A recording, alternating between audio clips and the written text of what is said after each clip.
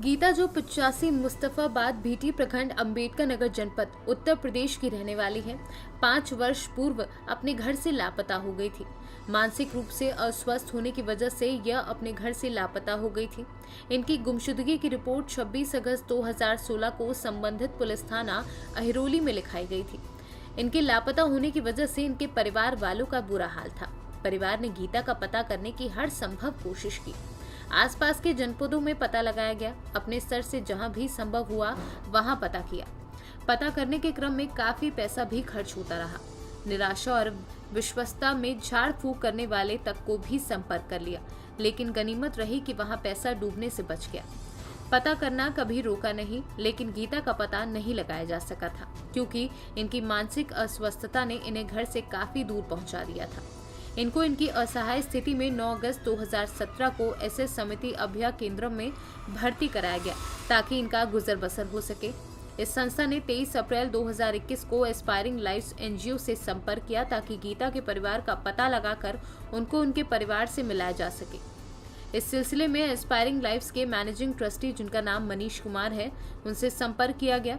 मनीष कुमार ने 23 अप्रैल 2021 को ही गीता से सकारात्मकता के साथ बात करनी चाहिए, ताकि इनसे इनके घर और परिवार का विवरण लेने के बाद इनके परिवार का पता लगाकर इनको इनके परिवार से मिलाया जा सके।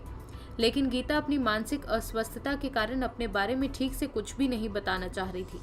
फिर बाद में इनसे बात करना जारी रखा गया, लेकिन इन्हें इनकी मानसिक अस्वस्थता की वजह से अपने घर और परिवार के बारे में कुछ भी ठीक से याद नहीं आ पा रहा था।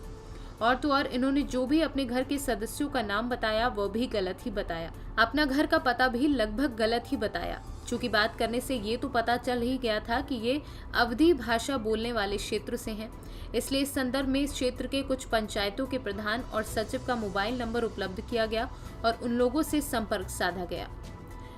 इधर गीता से संबंधित विवरण लेने की कोशिश जारी रही, तब तक के अस्पष्ट तथ्यों के आधार पर ये पता चल चुका था कि अंबेडकर नगर जनपद की ये रहने वाली हैं, और अंततः इनके घर का पता चल गया।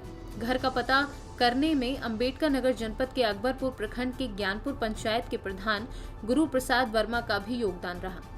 गौरतलब है कि 28 अप्रैल 2021 को ही गीता के परिजनों का पता लग गया। इस संदर्भ में संबंधित पंचायत के प्रधान श्री गोकरण का भी सहयोग रहा। जब मनीष कुमार ने गीता के परिजनों को गीता के सकुशल केरल में होने की बात कही, तो परिजनों की खुशी का ठिकाना नहीं रहा। पूरा परिवार अत्यंत ही खुश हो गया। ये खुशी इसलिए भी ज्यादा थी क्योंकि गीता को लापता हुए लंबा समय बीत चुका था और वह मानसिक रूप से भी अस्वस्थ थी, जिसने परिवार वालों को ये भी डर करके रखा था कि गीता शायद अब इस दुनिया में ही ना हो। इसलिए गीता के खबर होने की मात्र से ही परिवार हर्ष के सागर में डूब गया। जब तक कि गीता के परिवार वाले गीता को लेने के लिए आए नहीं, तब तक गीता के परिवार वालों का गीता से फोन के द्वारा संपर्क कराया जाता रहा। मनीष कुमार ने गीता के परिवार को रेल के आरक्षण से लेकर आगमन प्रस्थान तक की पूरी जानकारी दी और कोरोना की वजह से संबंधित यात्रा के लिए अनिवार्य ई पास बनाकर दिया और कोरोना से संबंधित अनिवार्य RT-PCR जांच के लिए भी सहयोग किया, ताकि वे लोग सुरक्षा पूर्व आकर गीता को वापस घर ले जा सके। गीता का अपने परिवार से पुनर्मिलन में एस्पायरिंग लाइव्स की संस्थापक, जिनका नाम फरीहा सुमन है, उनका भी बहुमूल्य सहयोग रहा। न केवल गीता और उनका परिवार, अपितु वहां के स्थानीय लोग भी गीता का अपने परिवार से पुनर्मिलन को लेकर अत्यंत ही खुश हैं। एस्पायरिंग लाइव्स की टीम भी इस पुनर्मिलन से अत्यंत ही प्रसन्न है। आजकल के इस भाग दौड़ के माहौल में जब पारिवारिक सौहार्द और पारिवारिक बंधन तेजी से कम होता जा रहा है, तब उस परिवेश में गीता के परिवार वालों ने गरीबी और कोरोना के डर को पीछे छोड़ते हुए पारिवारिक सौहार्द और पारिवारिक बंधन का उत्तर प्रदेश से केरल आकर और गीता को वापस घर ले जाकर जो अनूठा उदाहरण इस समाज को पेश किया है, उसके लिए हम गीता के परिवार को सलाम करते हैं। मानसिक रूप से विक्षिप्त गीता का उनके परिवार के द्वारा उनके गुम होने के बाद इतनी आत्मीयता के साथ अपनाया जाना बहुत ही सराहनीय है। इसके लिए इस परिवार के बारे में लोगों को जानना चाहिए।